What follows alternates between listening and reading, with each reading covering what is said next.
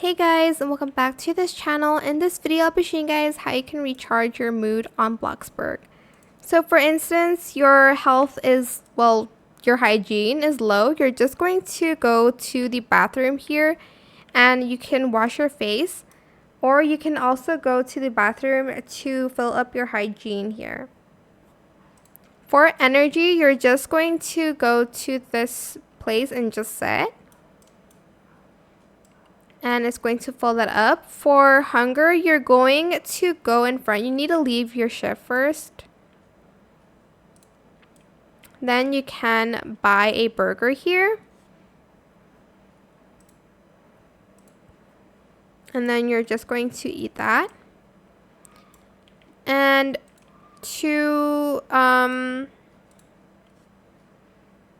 fill up the fun bar, you're just going to select yourself, go to emotes, and you're just going to dance. I know, like, it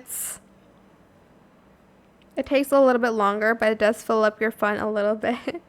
I hope it was helpful for you guys. Don't forget to like, comment, share, and also subscribe to this channel if you haven't done that already. If you have any more questions about this video, just leave it in the comment section down below. I will try my best to answer them all for you guys.